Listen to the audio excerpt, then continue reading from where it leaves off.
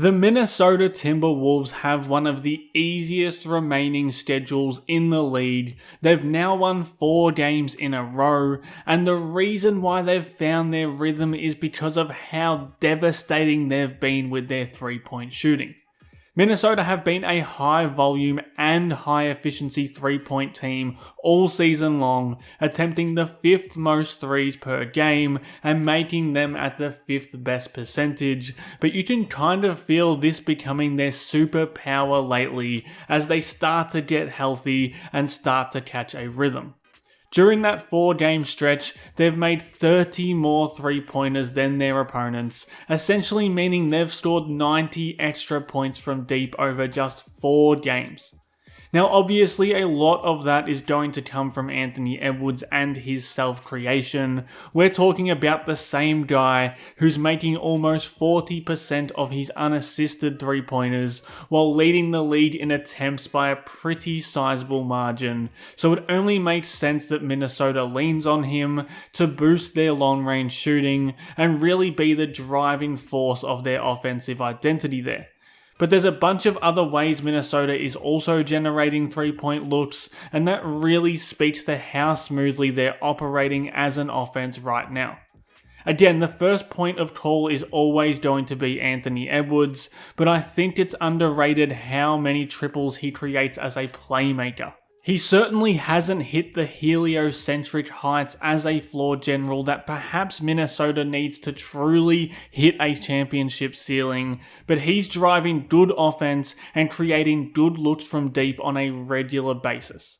With scoring gravity like the kind that Edwards possesses, he doesn't have to do the spectacular to pry open looks for his teammates, and we've seen that grow exponentially this season.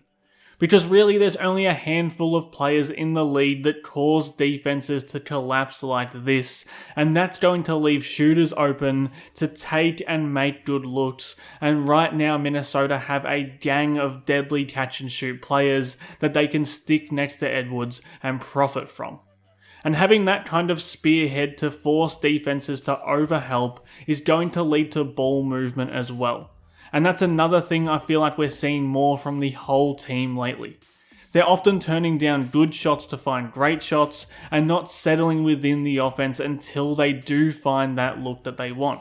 I loved this possession as an example against Miami because Donte DiVincenzo is well within his rights to take this shot, but they want to hunt for more ball movement, and then when the defense loads up on Ant in the paint, he finds the weak side shooter on the skip pass. DiVincenzo again has a shot that he can take and make, but he drives the seam, forces Shannon's man to help, and then finds him for a wide open corner 3-ball.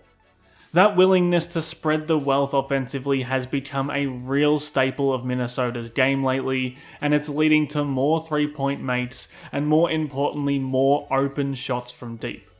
Anthony Edwards is at the tip of the spear offensively, but we've seen Julius Randle return and use his gravity to spark ball movement. We've seen DiVincenzo add his gold dust into the offense, and we've seen the role players around them buying into this way of playing, and it's one of the key reasons the Wolves are murdering teams from 3-point range on a nightly basis right now. But if a team truly wants to be a super high efficiency and super high volume 3-point shooting team, there just needs to be layers on layers of ways to generate good shots from behind the arc, and there's a couple of other ways Minnesota is really thriving there. The first one is by hunting transition opportunities and then hunting threes off those early offense actions. Minnesota has been an awful transition team all season long, but they're catching a groove lately, and again it seems to be coming in the form of 3-point shooting. They're pushing the ball hard off missed shots and turnovers, finding the right spacing, which has been a crucial ingredient of their transition recipe that's been missing this season, and then finishing those looks with their snipers from deep. Now there's an art to creating that transition spacing. Obviously you need Conley here to hit the corner to shoot, but Alexander Walker driving this seam forces Conley's man to rotate over, and that's how you turn that corner spacer into a weapon on the break. The The best teams play with pace and make 3-point shots. If you can combine those two things, it's going to be a real supercharge for an offense, and Minnesota do need that in their offensive diet. The other thing we're seeing more of is just straight up set plays to unlock their shooting. With DiVincenzo healthy, he's becoming a movement shooting weapon for them to now wield, and not just because he can flow off this down screen and rise straight up into a triple, but because he can use the threat of his shooting to again foster that ball movement that they desire.